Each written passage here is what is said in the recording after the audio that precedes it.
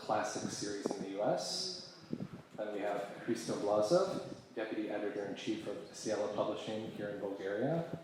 Beside Hristo is Taня Zelbach, Acquisitions Editor at Fischer Verlag in Germany. And then finally, Krassimir Lozanov, Marketing Director of Janet 45 Publishing House here in Bulgaria. All of them do many other things and have much richer backgrounds in publishing than I've illuminated here, but just a quick sketch of each. And I'm, of course, Jeremaya Chemberlin, and for the purposes of today's talk, I'm a contributing editor for Poets and Writers magazine in the US and editor-in-chief of Fiction Writers Review. So the first question I would like to ask each of our panelists, and we'll just begin here with Edwin and move down. We often imagine, but I think many people imagine, that a large part of an editor's job is discovering new voices, or discovering them, as I've had the pleasure of discussing with Edwin. And that's partly why this panel is titled Publishing as Curation. Yet I imagine that part of what brought us to this work and what keeps us in the industry has to do with introducing new writers to new audiences. So when you've got a pile of manuscripts on your desk, I'm asking each of my fellow panelists, each of which has potential and merit, each of which represents often years of creativity and work, what is that process of discovery like for you? Or how do you approach the process of meeting a new text? Is there something you're hoping to experience or find? Are there things you're weighing against one another as you go, considerations that frame your work? After all, not every writer is the best fit for every editor, nor is every publishing house necessarily the best place for an author. It's about fit, the way all successful relationships are.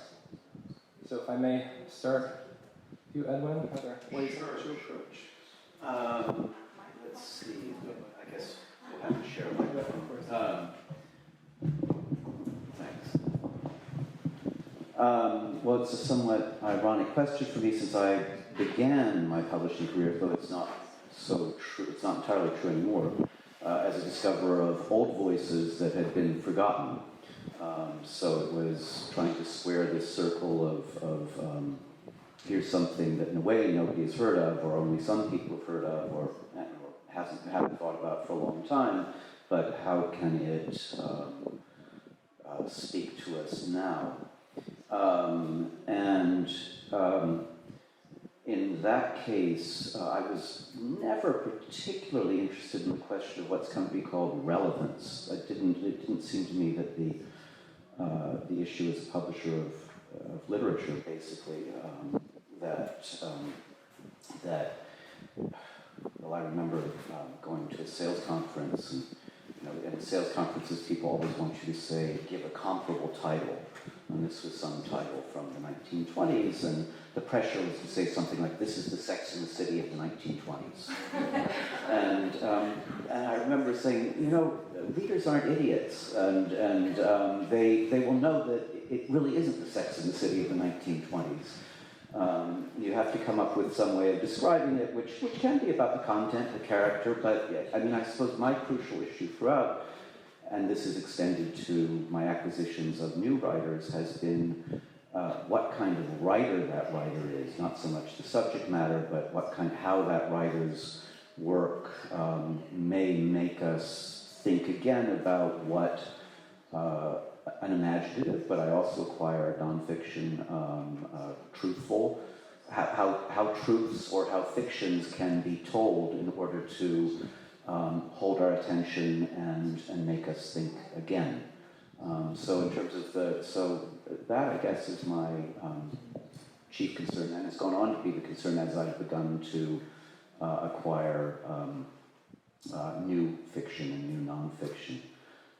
The issue of fit, that's a real issue, because that's always a slightly awkward one, because a writer, you can have a submission from a writer who you admire entirely, but it really is not a book that I, for example, feel I am the editor for, and I can't hire a new editor for that book. So, and you can say that sometimes I'm not the editor for this book, but if you're turning down the book altogether, the writer is going to be disappointed. So that's just one of those awkwardnesses that publishing inevitably entails. Дойде и този момент. Първо искам да ви кажа едно голямо благодаря, че съм тук, защото години наред съм си казал какво трябва да направя, коя книга трябва да пусна, за да ме тези хора. В крайна сметка се оказа, че трябва да пускам ужасно много книги. Явно някой все пак е свършила работа. Аз искам да съм абсолютно честен с вас, младите пишещи, и ще започна с една много мръсна тайна на нашия бизнес, която не съм сигурен, че някой тук ще ви каже. Защото аз съм от тези хора, които правим commercial fiction. Ние сме тези хора, които пускаме трилърите, които пускаме порното, дори понякога, вече нерядко. Ние сме хората, които взимаме книгите, които се купуват като дъвки. И мръсната тайна е, че нерядко ние не търсим книга, която е супер оригинална, невероятна, изключително и такова по тази тема никой никога не се сеща да пише. Ние търсим книги, които са като онази другата, която много се продава. Това е другата гледна точка, която също може да бъде поета. Не е нужно винаги да се пише книга, която никой никога не е правил този път. Ти си първия, който се движиш по него. Напротив, винаги може да се стъпи една крачка встрани и да се напише много хубав роман, който е като еди кой си друг роман, разбира се, не същия, но това би помогнало за една примерна селекция, много по-лесна селекция, за да стъпиш по наистина нелекия път на това да пускат книгите ти на пазари и да стигаш до по-масова публика. Винаги можем да се целим в една нишова публика, супер, няма лошо, но ако човек иска да направи крачка в страни, аз не виждам абсолютно нищо лошо в това. Тук искам да допълня нещо много важно за мен, нон-фикшъна. Не съм сигурен дали тук в тази зала сте водили предните утрени разговори на тази тема, но аз дълбоко и много силно вярвам, че това е много силен сектор, в който също може да се пише много добра проза. Току-що пуснах книга за Куба, която по своята същност и чиста проба нон-фикшън. Тя разказа за истински фамилии в Куба, които преживяват ужасяващи неща. И едновременно с това тя е като роман. Тя е написана прекрасно. Тоест тя е in the middle of, тя е точно в самата среда на фикшъна и на нон-фикшъна и това по своята същност я прави много правилна за мен. Имал съм периоди, когато почвах този бизнес, когато никой не ми търсеше колко книги са се продали. Тогава правих избор абсолютно по личен вкус. После имах свой бизнес, когато имах глупавата хрумка, че ако пускаш хубави книги, хората ще ги купуват и всичко ще е наред. Не е вярно. И сега съм вече в бизнеса, в който, както съм казал вече на най-малко от вас, търся златната среда. Вярвам, че могат да се правят книги за всеки го. Винаги ще имаш един пласт от комерциални книги, които ще се продават лесно. Те са книги за плажа дори. Но те в крайна сметка ще ти дадат свободата, ще ти дадат парите да направиш правилните книги, които вярвам хора в тази зала може би ще ми пратят в един момент.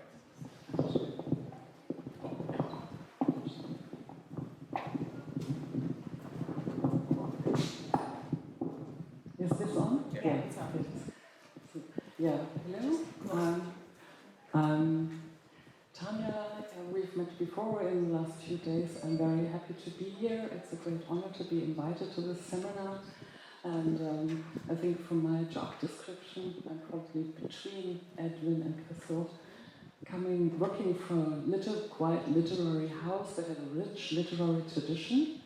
But I'm an editor that's working for a list that's more commercial. So I'm looking for novels, only fiction, that are commercial or upmarket, what you call upmarket fiction, whatever that means. The definitions are very, very different, and we have the freedom to stretch these definitions. And what I like about my profession is that we as editors still have a lot of personal freedom. So Jeremiah was asking, what do I look for when I start reading a text that's on my pile? Of course, I have all these things in mind, like what are current trends? Do I want to meet the trends? Do we need something for our list that I have to watch out for? But on the other hand, I have freedom. I can just decide if I like a text, if an author, if a new voice speaks to me. If I find a view on the world that touches mine. That if I find a sense of humor or an irony that I think, oh, I've made this experience and I view it in a similar way, and I think there might be others who view this like this. So I think it's a deeply personal thing, so, like others were saying. Sometimes you decide I'm not the editor for this, or I have to decide we are not the publisher for this, because also books have to talk to each other. If you work for, I'm not self-employed, I work for a big publishing house, and we have certain lines that we have. So I think we can't publish any book. They have to somehow have an echo with other books in our house, with our tradition. And so all this is going through my mind, reading a text. And so it's not easy to answer, I think.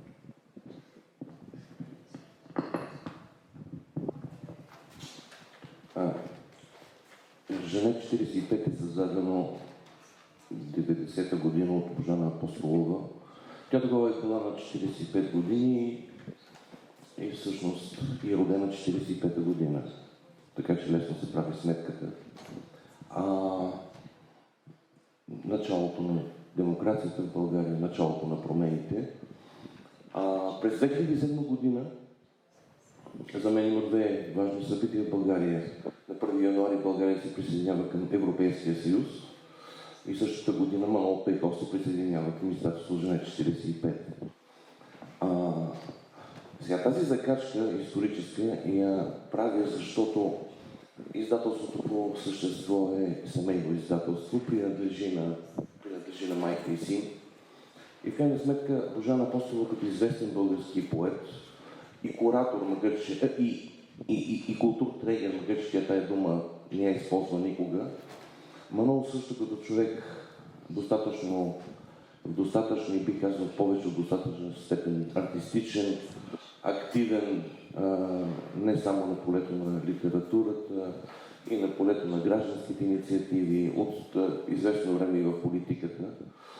И това е ясно, че вкарва един кураторски фокус в политиката на издателството, доколкото и за Божана, и за Манол, пък и за екипа, който сме в издателството. Аз ще кажа нещо, като нека колегите от чужбина не се смеят, нали, но в крайна сметка кураторството за нас е по-важно, отколкото комерциалния ефект. Издателството се е очертало като достатъчно смело в рисковете си да предприема издателски инициативи. Аз знам много добре, че издателите са една странна категория. Издателите са нещо като търговци, нещо като циркови импресарио. Вчера се разхождах с Созопол и гледах тези симпатични момчета, които стоят пред ресторантите и се опитват с някакви трикове да ни вкарат вътре да си изядем салатата и си изпием ракията. Те са нещо като издатели, разбирате ли? Тоест целта е по някакъв начин да се вържем и да опитаме, без значение дали става въпрос за книга или за вечеря, за алкохол. И в този смисъл ние се опитваме да правим и да издаваме книги. Аз даже бих искал да кажа така, по-важното за нас е, или по-скоро по-важното да чуете не какви книги издаваме, да чуете какви книги не искаме да издаваме, какви книги не допускаме до печат. Тоест, на първо място гледаме, отхвърляме категорично книги, които са зле написани, които са грозно написани, като почнете от най-баналната стилистика и правописи, стигнато до идея. От друга страна гледаме категорично книгите да не прехвърлят нашите червени линии, които са функция по-скоро не на литературния вкус, а на нашия вкус като граждани. Т.е. книгите да не допускат никакви форми на ксенофобия, на фашизъм, на хомофобия, на кич литературен или някакъв друг вид кич.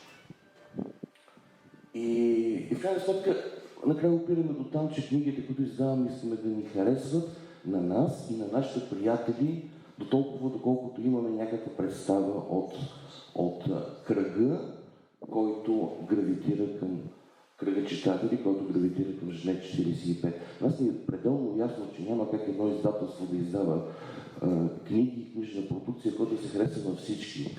Няма такова издателство въобще. По-скоро има едно единствено издателство, една единствена печатница, чиято продукция всички обичат и се стремят към нея. Това е печатницата на Българска народна банка. Нали?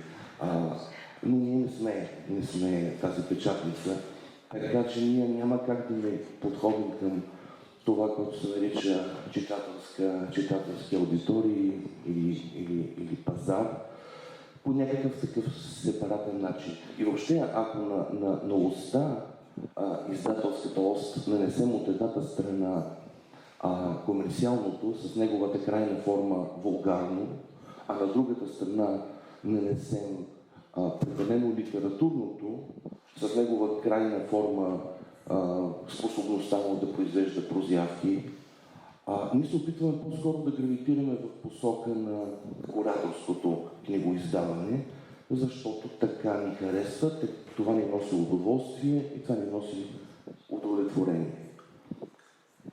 Благодаря.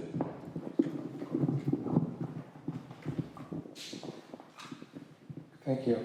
I'm juggling 3 devices here and a fourth on the floor. I'd like to pick up on a couple. I've got a pile of pages with the questions here, but I'd like to kind of organically pick up on a couple of things here, and maybe we can add to the metaphor of the universe here. Also, one of restaurants and walking through doors and what entices us in building off that last point. I'd love to come back at some point, or maybe some of the audience can ask about that idea of what brings us in, because I think at least as somebody who's been teaching for 20 years, those early books that inspired someone to be a writer are not necessarily the path they take themselves down the road. So I think that might be an interesting thing to talk about. But I want to pick up actually, so we can hold that to the side, but I'd like to pick up on something you said, Edwin, this phrase which I jotted down, and it might allow us to particularize some of what each of our members have said here. You said we're looking for the kind of writer that makes us think again, which was the phrase you used, which I thought was stuck in my mind here. And I wonder if there's someone who comes to mind who is that writer you've worked with either in the past or in the future who made you think again in some way.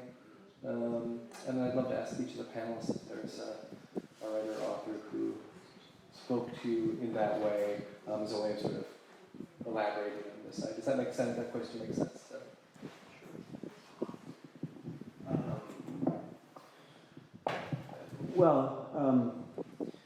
I mean, I should say, sort of in kind of revising what I said before, that I'm mindful, especially after Christoph's response, that of course literature can be something that is stiflingly over-familiar, just as any kind of writing can be something that is copycat. And to say that you're just doing something literary can be to do something which, to repeat myself, is as over-familiar as the most boiling pot boiler.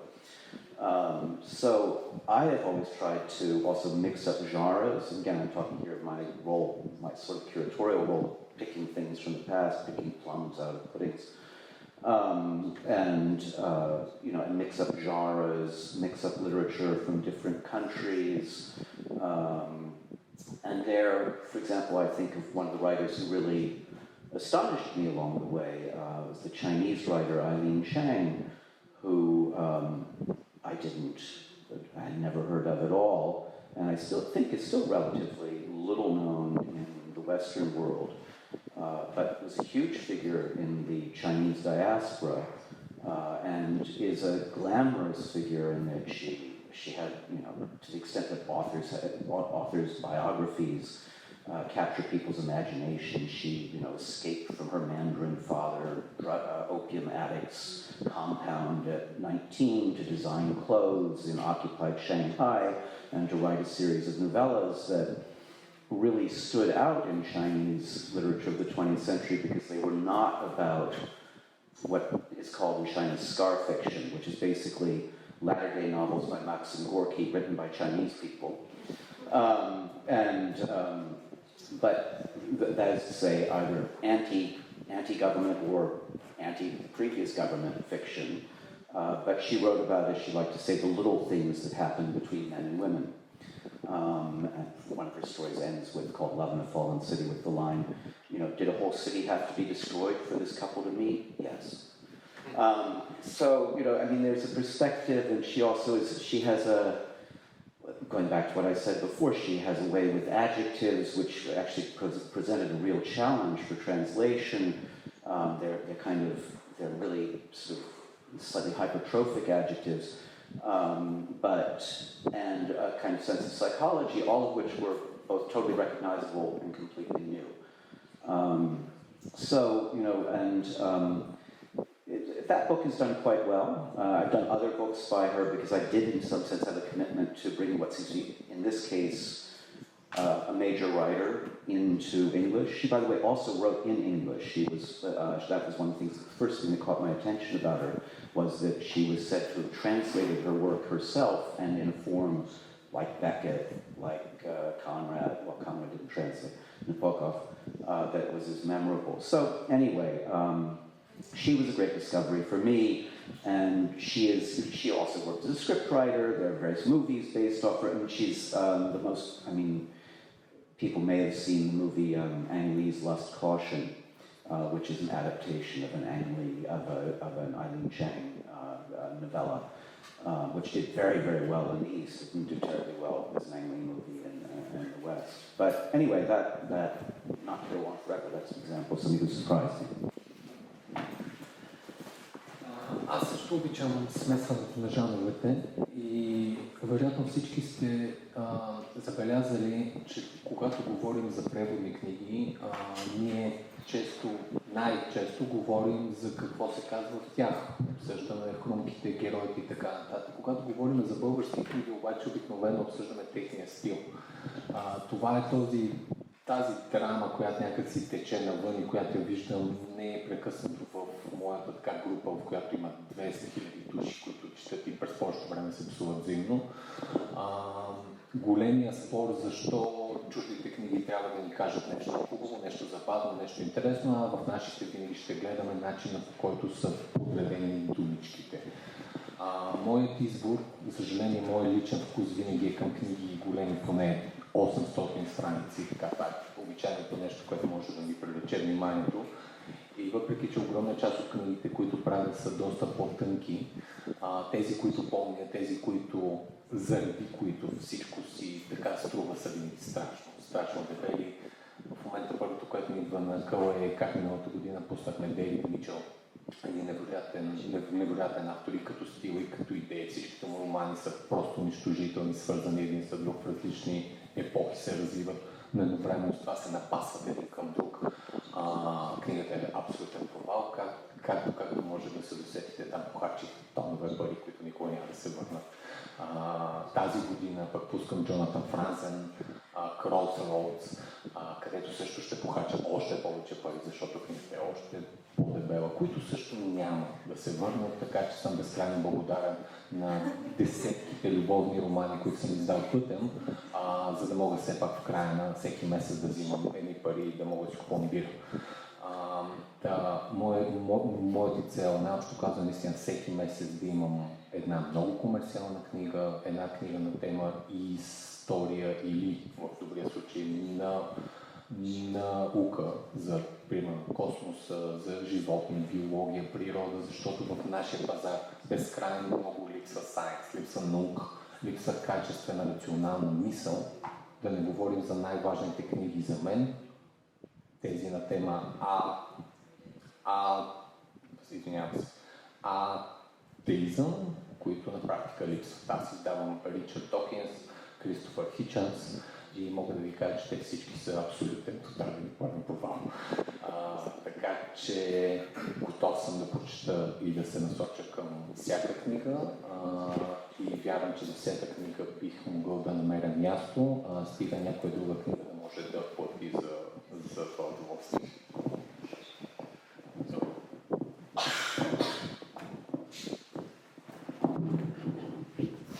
Jeremiah, you asked what kind of books we had found that made us think again. Made us think again. And I'm thinking of several. I think there are working for a long time in publishing, you have many books that made you think again, I guess. One of them was what I mentioned in my short bio by a writer who has Bulgarian roots, Umjana Tsakhareva, who lived in Germany then at the time in the 90s when I discovered her book, which was from 1987, and it was a book that had the title Eines Tages jetzt oder Warum ändert Elisabeth Schleifenbaum ihr Leben? It's in English, One Day Now, or Why Does Elizabeth Schleifenbaum Change Her Life? And I found this an interesting question.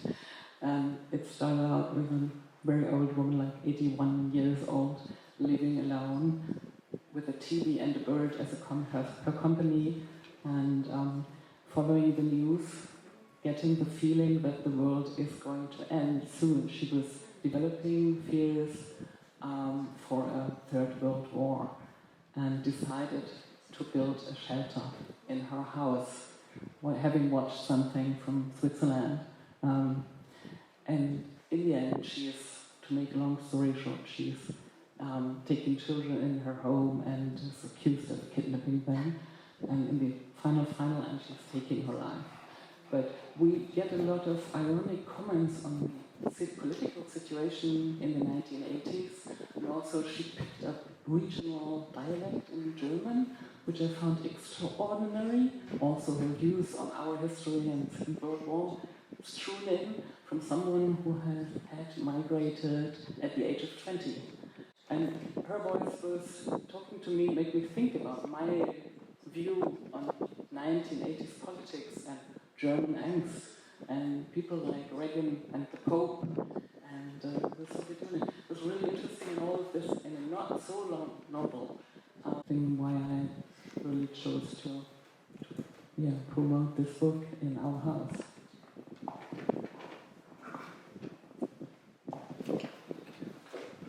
По отношение на издателството портфолио на Жен 45, моите български приятели в аудиторията вече знаят, че с преводна литература се занимава изключително Манол Пейков, а от няколко години се занимавам аз с българската литература, след като Божана Апостолова се оттегли по време на пандемията. Но аз искам да ви разкажа важен момент, който да илюстрира нашето отношение към книгоиздаването с една такава история. 2016 година, в края на годината, излезе в Русия първата прозаична книга на една млада жена, която беше изключително емблематично име за руската съвременна поезия. Това е Мария Степанова. Книгата се чакаше няколко месеца, излезе в края на 2016, в памет на паметта. Аз се изчетвах почти веднага. Започнах в офиса да разказвам на приятели впечатлените. Сега бях във възторг от тази книга, която е сложна в жанрово отношение. Тя е определена като романс. Иначе казвам роман с памета. И Божана Апостолова, стигнал до нея слуха за това какво чета и какво разказва, влезе в кабинета ми с един такъв широк жест с цигарата и ми казва: разбирам, че някаква рускиня хвалиш тук. Викам ми: да, вярно е. И какво? Колко ще продадем от нея? Викам: николко. Аз за това не съм те взела теб. Ние тогава какъв е смисълът да взимаме? Аз викам: госпожо Апостолова, ние не сме коментирали въобще да купуваме правата на тази книга. Вие ме питате дали я харесвам и аз ви казвам, че съм във възторг от книгата. И тя ме вика: добра я казваш. Викам: не добра, тя е великолепна, но нищо няма да продадем. Тя дръпна от цигарите и вика: купувайте правата, ще го издаваме. И в крайна сметка ние тази книга издадохме. Тази книга успя да си продаде целият тираж. Мария Степанова стана наша приятелка. Мария Степанова доведе други автори, като общия знаменател на всичките тях е тяхното и ясно, категорично изразена позиция срещу Путин и срещу рашизма. Това е също много важна червена черта, която няма да прекрачим. Връщам се до предишните си думи. Така че в крайна сметка в издателската работа има огромен риск и той някой път води до печалба. А по отношение на българските автори, с които работя, и се оказах някакси... Значи, те в началото ме взеха за маркетинг директор. Ще ви кажа съвсем така, като на приятели нещо тайно. Аз не съм никакъв маркетинг директор. Не можеш да си директор, когато нямаш дирекция под себе си и когато нямаш директорско бюро. В една структура, в която всички са важни, всички са достатъчно ярки личности, нали, ти не можеш да изграждаш някаква субординация в слова. И ще ви кажа още една история, с която ще приключа, за да направя връзката с българските автори. Преди 10 години ми се наложи да возя в колата си един известен български професор, литературен историк. Това се случи в Санкт Петербург, той беше гост-лектор на Петербургския университет. И аз, след като вече имахме някакво уж изградено доверие, го попитах: прощавайте, вие имате ли си... Вие толкова добре сте в историята на българската литература с вашите студии, вие сте толкова неясно. Имате ли си любим български писател? И той се дръпна и съвсем директно ми каза: ма вие как може да ми задавате такъв глупав въпрос? Аз съм професионален човек, аз не мога да си позволя никакви пристрастия, никакви емоции в изследването на българските автори. И аз по същия достатъчно нагъл начин му казах: ами, никога не бих искал да работя вашата професия, защото вие по този начин убивате чувството, вие убивате любовта си към литературата. И той млъкна, и аз млъкнах, и мълчаливо се возим към хотела му. И аз вече го спирам пред хотела. И той ми казва: абе, да си признае, има един ранен цикъл на Светослав Минков. Много си го обичам. И аз ще ви кажа, че когато започнах да работя в тази работа, в началото като помагач, помощник на Божана Апостолова, като приятел и партньор на Манол по всякакви въпроси, като почнат от литература през политика до режими на хранене. Явно там съм се провалил много сериозно в тая тема. В крайна сметка Божана просто лека по лека ме вкара в работата с българските автори и ми каза така: те са простите уроци. Първо трябва да имаш отговорност към текста, уважително отношение към автора, характер да му се опънеш и да имаш и литературен вкус, за да станат нещата. Така че в крайна сметка с тези ръкописи българските, с които работя, аз практически не се движа от аргумента за печалбата или за това как можем да я продаваме. Аз бях стресиран на един семинар, когато в Гьотинцето, когато немски издатели разказваха, че крайната дума я има маркетингови отдел. Редакторите може да са съгласни с книгата, но маркетинг отдела казва финално да или не. При нас е точно обратното. Ние решаваме, ако една книга ни харесва, да издаваме и след това чак почваме да мислиме как ще да я предложим на аудитория и дали въобще нещо ще можем да спечелим от нея. Финално само да кажа, че Георги Господинов е наш автор, който в крайна сметка, макар и не след Букара, доста преди него, успяваше да произвеждаме през него едни достатъчно големи касови обороти. Милен Руско по същия начин, Здравка Ефимова, още имаме едно 7-8 автора, които носят тези пари, за да не бъркаме по джобовете на авторите, както в България се случва в едни издателства. Не визирам никого от тук, то е ясно. Или да не се редим опашки за субсидии пред различни финансиращи организации, ами да можем да обслужваме процеса с касово, добре продавана качествена литература, иначе казано качествена литература с нехарактерно за тази литература пазарно поведение, за да можем да справим едни експерименти с други автори, които просто харесваме. Извинете, ако беше по-дълго. Thank you. I think that what you were just saying, Cassie, also resonates with me in that I think what connects all of us up here quite clearly is that we came to love the experience of engaging with authors and voices, regardless of what panel we're releasing them or discovering them or standing behind them. And what can I tell of you? I have to imagine it's a love of all the same things, words and texts and stories. And in panels like this, there's often a person like me who sits up here and cites dire statistics or what feel dire to them. I often have a moment of panic, and I know that Elizabeth and others, my wife Melanie, have often talked about this. You do the math and you think to yourself, if I'm only reading one book a week, that's only 52 books a year, and I'm almost 50 now. What? And then you start thinking, and I looked at the table outside of the Diamante and I think, I would love to read all of these. And so is that a year's worth of my life? Like, even if I think I'm reading too slowly, and then you look at the statistics, as I did before this panel, as someone in my position always does. And it is, I'm actually kind of heartened. I thought it was worse. I did look up, at least in the US, the average American reader reads only 4 books a year, which is actually more than I thought. I really had it in my mind it was 1.2 for some reason. Though some people do read hundreds, so the median is 4. Half of Americans read 4 or less, and some people do, of course, read hundreds. But that also leaves 25% of Americans who don't read a single book each year. And according to an article I read on Divinite, it's 38% of Bulgarians won't read a book this year. But I think that's those dire statistics and people waving the flag of literature dying in the sun. That seems to happen around the world, actually.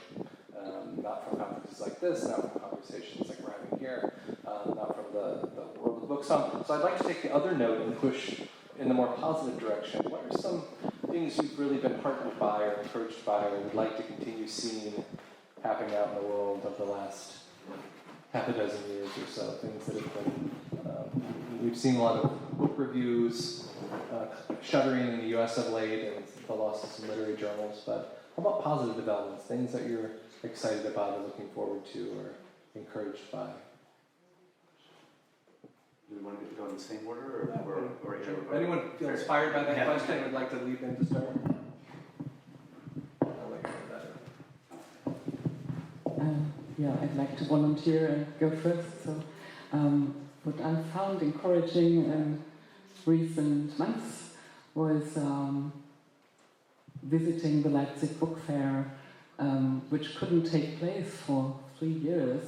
And we had in Germany, everybody was really afraid. I think especially the director of the fair, he was really afraid of losing audience because it was such a pressure behind it.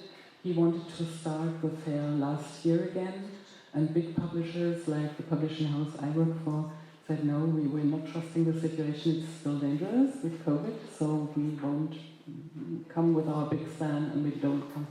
And then in the end they had to not do it, and then some independent publishers stepped up and made a pop-up fair, which was quite funny, I think.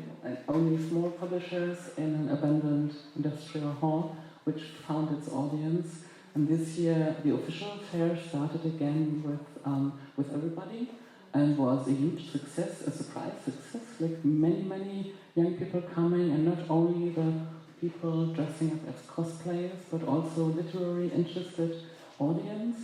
Like Georgi Gospodinov was talking there at Traduki Cabana. Traduki is a network that is funded by a foundation working for translating Southern East European authors and bringing them to other audiences. And they introduced a lot of authors there, and Georgi drew a big crowd, but also philosophers like Slavoj Žižek. I'm always pronouncing the name wrong. He's here. He drew large crowds, also specifically young people, like around their 20s. And I was always thinking, like they told us years before, well, we lose readers we have lost in the last 10 years 6 million readers, and publishers started to panic a little bit. So now I found all these signs really encouraging, like things are going forward again. Obviously, it was so obvious that everybody said, okay, we're going forward, and still people want to read and discuss books and talk to authors, and it's really encouraging.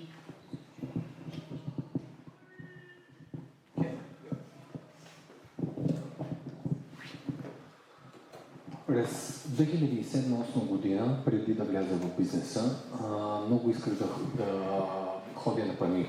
Обожавах да ходя на панаири и тогава мога да ви кажа, че връзката между хората, които правеха книгите и хората, които купуваха книгите, беше абсолютно скъсана.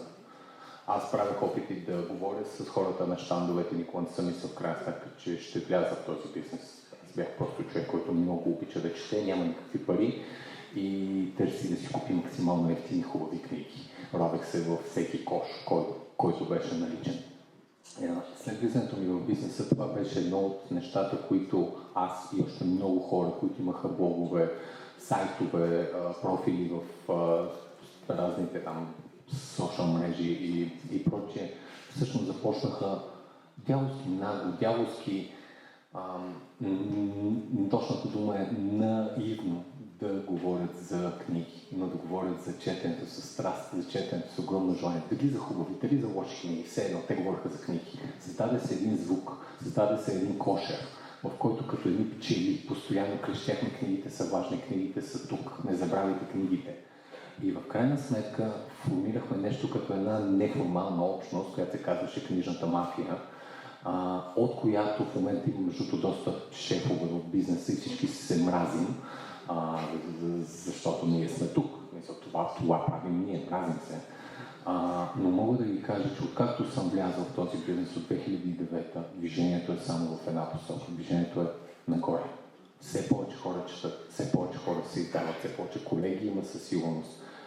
Никога по-рано на българския пазар не е имало такова разнообразие от жанрове. Има цели издателства, които издават само наистина страхотна българска литература, като Крас, които издават страхотна преводна литература. Говорим само за най-високите топки.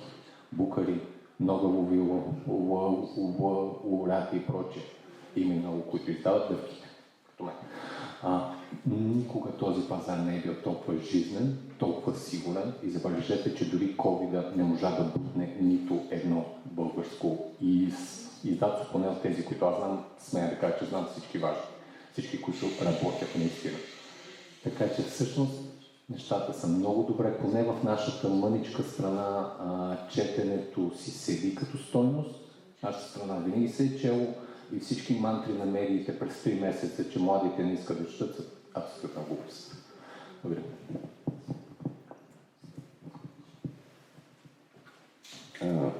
Айде да продължим на български след Христо. Аз ще ви кажа кои неща ме карат да съм оптимист и кои ме зареждат с енергия. От каквото започнах да работя в издателството, не пропускам наш панаир, с изключение на Варна, по едни технически причини. Работата на щанда е страшно зареждащо нещо. Това е изключително адреналиново преживяване. В рамките на 7-8 дена да общува с хора и само за литература. Работата по дългогодишни, вече 20 и няколко годишен фестивал, литературен фестивал Пловдив чете, който го провеждаме в града изцяло нашия екип, като ще ви кажа, че бюджетът на фестивала, който хич не е малък, в рамките на фестивала се провеждат около 60 до 70 срещи с автори и различни други формати. Бюджетът се финансира 2/3 от община Пловдив, но 1/3 се финансира с пари на нашето издателство. И практически това са пари, които отдавна са изчерпали своята репутационна функция и те обслужват единствено желанието на тази традиция да не спира, тя да продължава.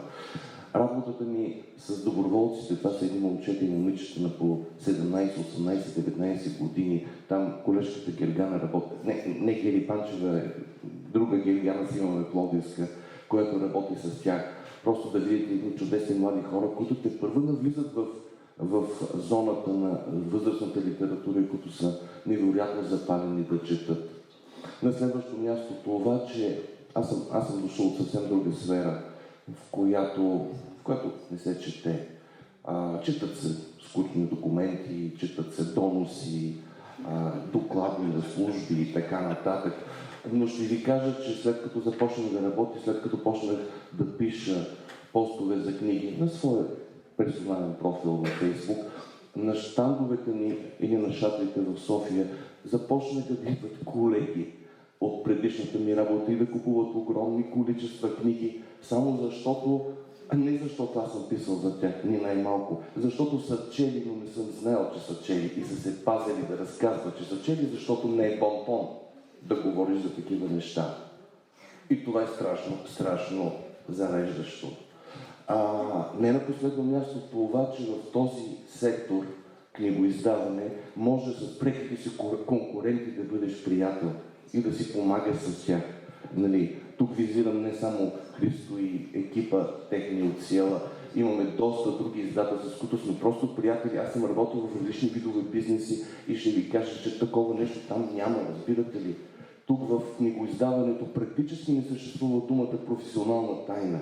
Тук единственото нещо, което не коментираме за тиражи и проценти на авторите, защото те са част от договорите и са защитени с клауза за конфиденциалност. Но всичко останало, всеки спокойно споделя опита в това, че са лошия опит, нали? И мисля, че слушайки Христо и с тези, с които си говорихме, сте се убедили в това нещо.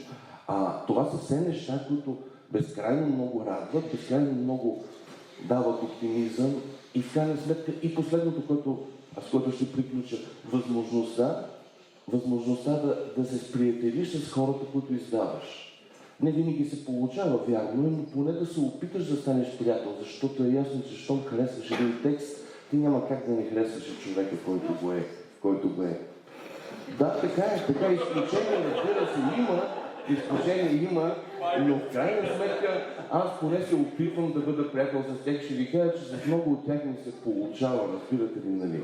Така че чудесна работа, щом колегите от предишната ми служба дойдоха да ми кажат, че ми завиждат, че съм се махнал от там и че има ли нещо и за нас такова, нали? Как да не се хватиш с тази работа? Благодаря.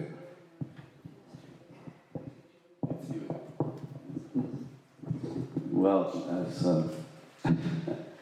Christo, since I publish Living and Dead Writers, we often refer living writer,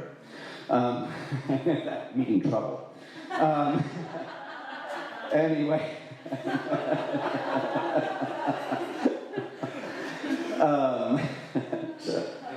translators I'm good friends with. Well, on that same slightly bleak note, I guess I would say I found the pandemic kind of encouraging. Book sales, not only did we not go bankrupt, but book sales shot through the roof. And there was a certain feeling that, a bit like the line I quoted from Eileen Chang before, did a whole city have to die for a couple to come together? Well, in the midst of a global crisis, people seem to turn back to the book.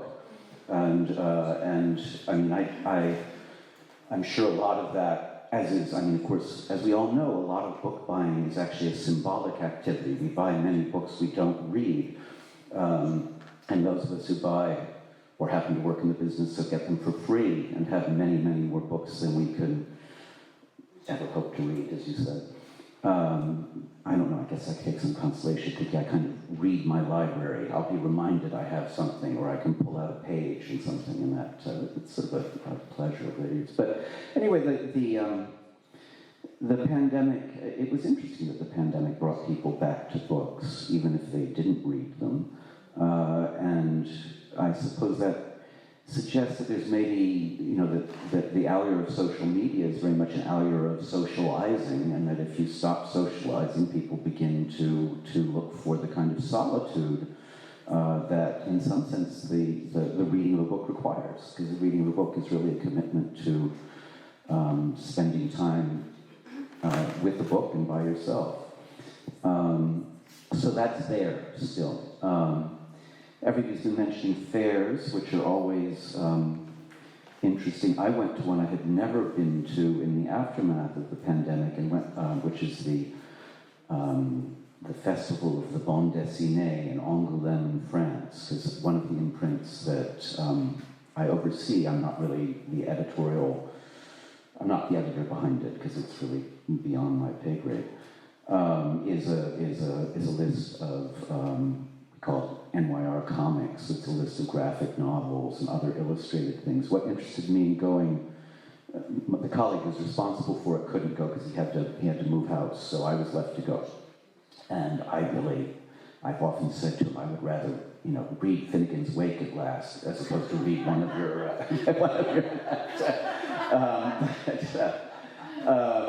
but it was interesting to go around that fair and see the different see how a book form, I guess I'll call it, that was in a way very ancient, illustrated books, but in another way was really changing very, very rapidly.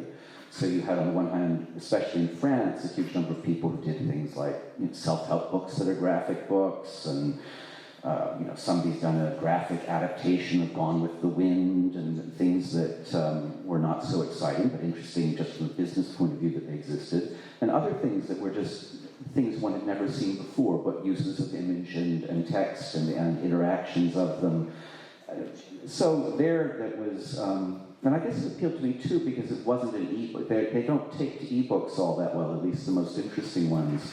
So a kind of engagement with the physical form of the book and what a book can be that was really entirely, was actively innovative, and that there were a lot of people and young people who were very, very excited about it. And there were things that I'd gone, in a kind of skeptical way, but I thought I could become a convert, and Finnegan's Wake could wait.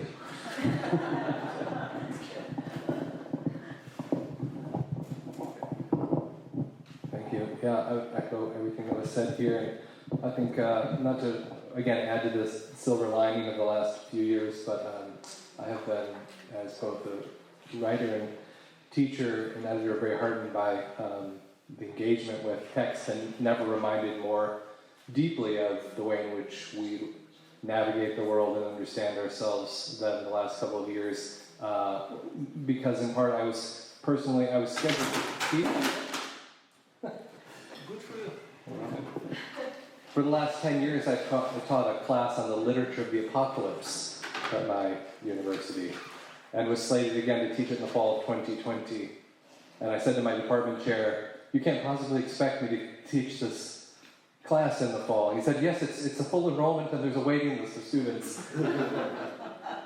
And to return to those texts which had N95 masks in them.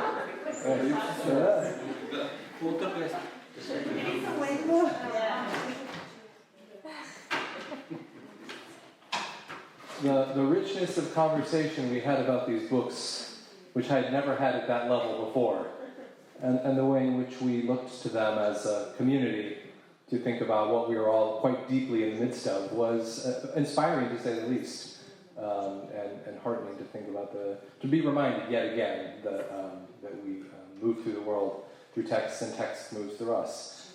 And so I wanted to sort of have us talk a little bit about those things that we've been looking forward to and ahead for here in this moment. But we're now at the top of the hour, which means it's time for questions.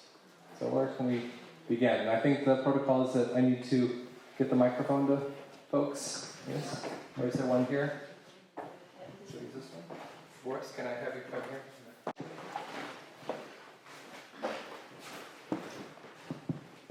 Аз имам реакция към нещо, което Краси каза, и два свързани въпроса към всички. Краси, тези хора са много неприятни пред ресторантите. Въпрос на гледна точка. Окей, аз споделям, нали, ако сте като тях, не ви искам.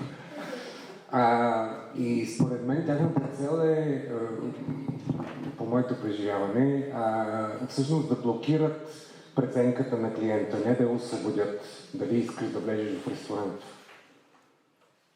Те се държат така, че да блокират преценката ти дали да влезеш в ресторант. И моят въпрос към всички вас е дали като издатели работите, полагате специални усилия да освободите преценката на читателите си, вместо да я блокирате с рекламни съобщения. Това е единия. И другия е, ако да, какъв процент от читателите вашите според вас търсят това? Вие да освободите преценката им дали да купят една книга, или дали това е тяхната книга или не? Аз ще отговоря първи, защото към мен беше начално да си на въпроса. Не може първо да не направим комплименти към Созопол и неговите трудови хора. На второ място, въпросът има дълбочина, който аз често казвам не подозира, когато си позволих тази метъпчийска закачка. Аз имах по-скоро друго предвид.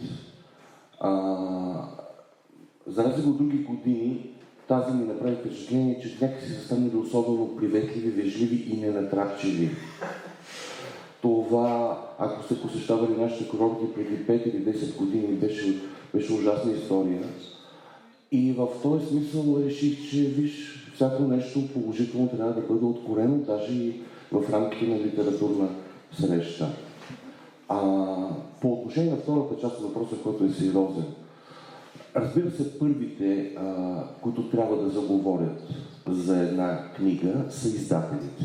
Просто никой преди издатели не чете книгата, ако не порим онзи много тесен приятелски или семейен кръг. И в крайна сметка, тук вече е въпрос на подход, въпрос на мяра.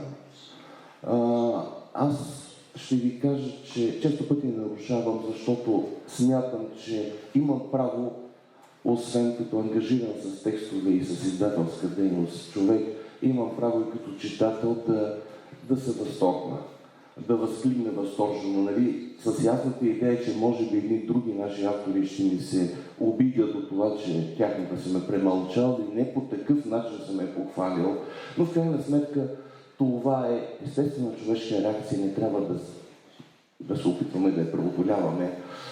Доколко читателите могат или трябва да бъдат насочвани по отношение на една книга, той, модератора, спомена за 38% българи, които не са чели нито една книга, но сбърка като каза, че това е през 2017, това е през 2020 година, изследването беше 2021 година на Alpha Research.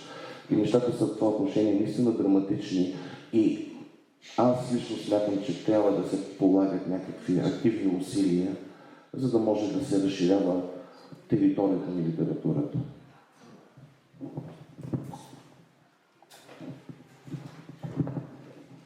I'm not sure I can answer the thing with the percentage that has been translated to me, but what I understood is you were discussing our role as a publisher or editor in speaking to the audience about books that they might want or not want.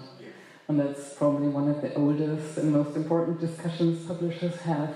And I remember going through changes in the last years. Like our founding publisher was of the opinion, our role is it to bring the audience books that they don't know that they want, or they might not want at all, like to introduce to them writers like in his day Franz Kafka and Hugo von Hofmannsthal and so on, classics today. So being a big publishing house in the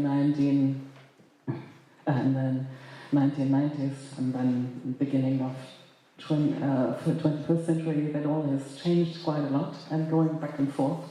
And we have ongoing discussions on that, like in which way do we have to follow the wishes of the audience? Are we serving trends or not? Or is it our role to offer new things to the audience, that books that they don't know they want yet? So and this changes a lot, and we are now on the way back to the founders. So we'll try to promote books to them that they don't want, that they want to read them. Благодаря за тази питанка, наистина е страхотна. Аз виждам себе си като доктор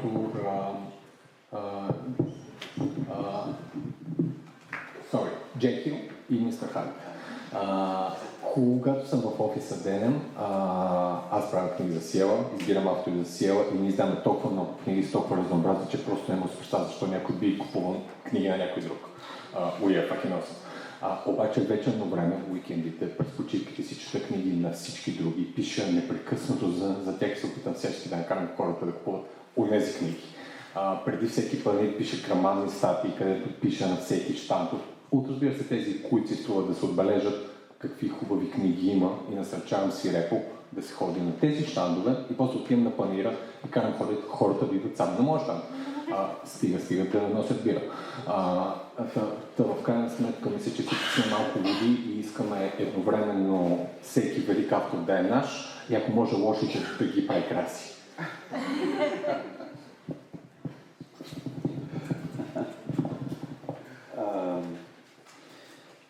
Well, I mean, essentially, I'm a niche publisher that actually makes a profit, and over the last 20-some years that the publishing house has been in existence, we've in some way created an audience for the books that we publish that are recognizable, that have what in commercial American publishing is always said to be impossible to get. They have a brand identity.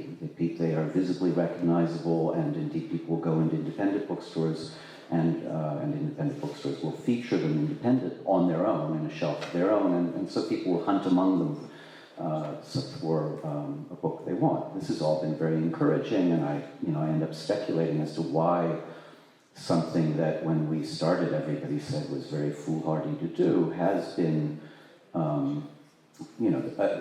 a viable project that can sustain itself, which is what, because I am very conscious as a publisher of wanting to get books to a public. That's what a publisher does. A publisher finds a public.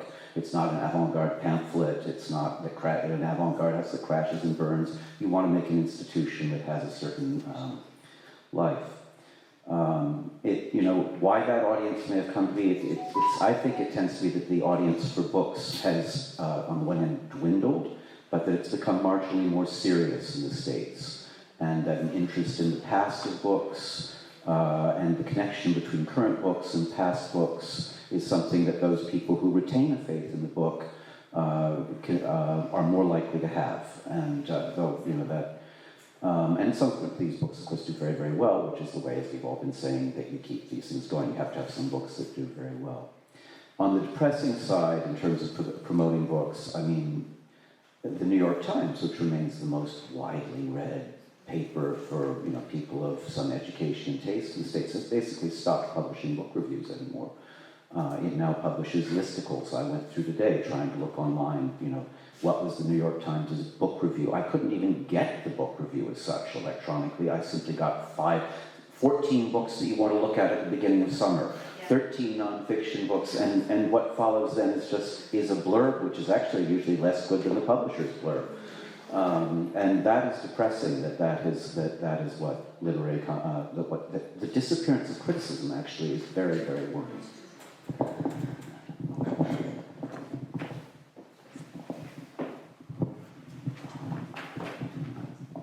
Just another minute or two.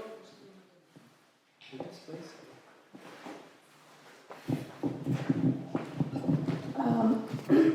Съжалявам. Аз исках да направя и аз една ремарка към това, което Красимир Лозанов казва. Във връзка с това, че е изключително важно да слушаме, да общуваме с читателите си на живо, понеже тези панели, които имаме в София конкретно, и не само, предоставят възможност за тази непосредствена комуникация, за която и Христо Блажев говори. Стават много интересни разговори с читателите. Аз имам много кратък опит с това, малък опит с това, но се формират едни групи, които продължават да се връщат на всеки следващ панел, питат кое е интересно, кое е ново, кажете ни, и те са много отворени за разговори и препоръки.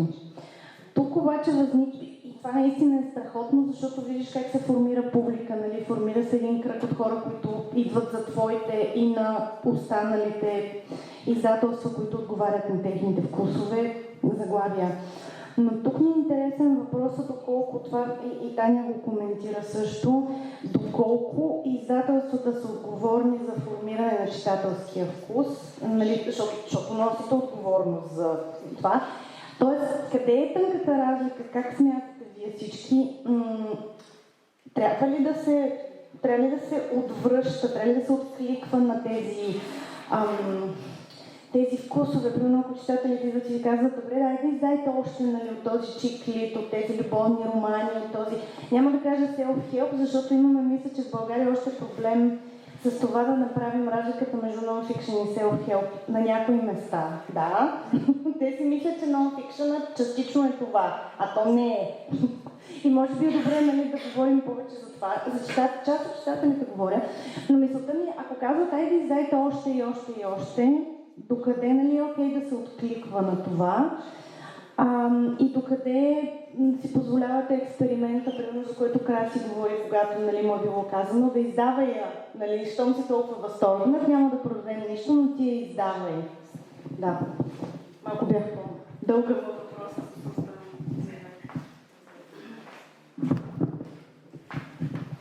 Аз мисля, че борбата за създаване и възпитаване на литературен вкус от читателите, от широките кръгове читатели е нещо като борбата с глобалното затопляне.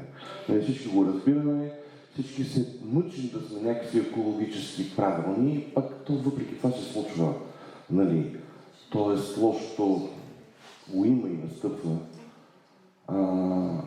Аз, може би заради възрастта ми, вече съм малко по-песимистичен станал човек. Нали? Обаче Манол, който работи, с който работим в тандем, нали, се оказва, че е някакъв абсолютно диво неовладян оптимист, разбирате ли, нали, т.е.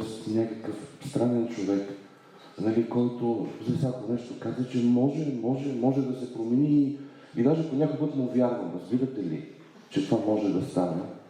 Така че от разбиране, че тия неща трябва да се споделят в едни тесни кръгове. По възможност трябва през социални мрежи също да се изпращат съответни сигнали за това какво харесваме, какво препоръчваме. Отдавна съм разбрал, че няма по-добър начин да съсипеш впечатлението от една книга от това да я свръхнахвалиш, нали, защото се включват някакви други механизми, бариери, аз не съм психолог, нали, които практически не отварят дължимото внимание към книгата.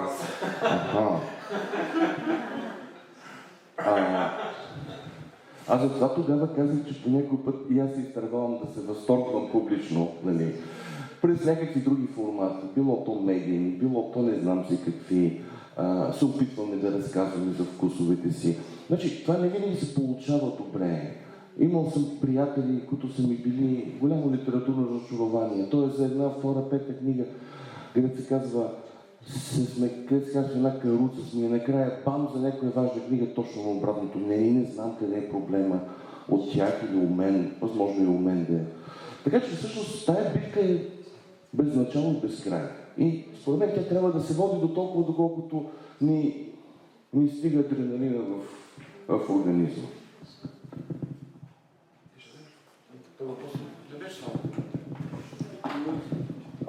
What would I say?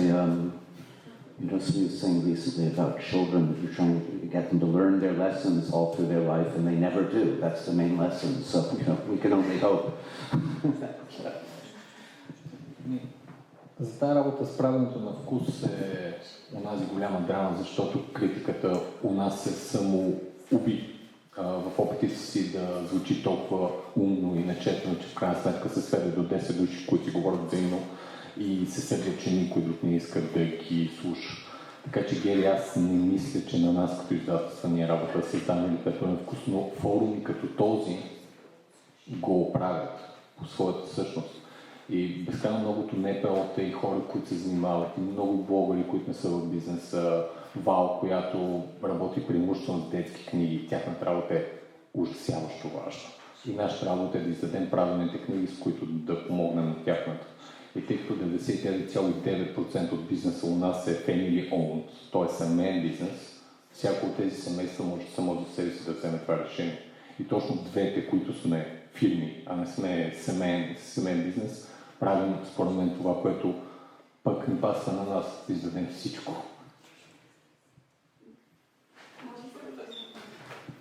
Very quickly. Okay, I think it's different. This is good maybe for coffee or a drink. I was more asking about them. Съжалявам, идеята ми беше къде телите чертата между това какво иска публиката и докъде вие трябва да насочвате какво иска. Разбираш ли, не вие да възпитавате вкус. Да, благодаря. Джулия.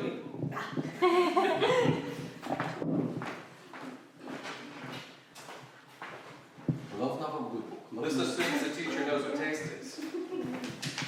Yeah, right. I'm not sure I really understood the last comment or the question, but I think it was like, where do you draw the line? Like the audience is asking for special trends, and we try to follow them by drawing them. I think you don't draw lines. That would be my short answer, because you always try to. It's like always walking on the line, and on the one hand you try to promote new voices, of which you know that it might be difficult to get them through, but you will do it anyway. And on the other hand, you try to find out, what do people like currently? How do I feel about this? And are we going to follow this? And then you will follow it. And then I think at some point, while you are doing this, you will find out the audience isn't following you anymore. And then there's where probably the dirty economy sets in, and you say, well, we're not doing this anymore. But I don't think it works like this abstract thing, like feeling we're censors and like now we do this, now then we do that. It's not. I think it's more. It's much more lively in all of this, and we just don't set borders or draw lines that would be overstating our influence, I think.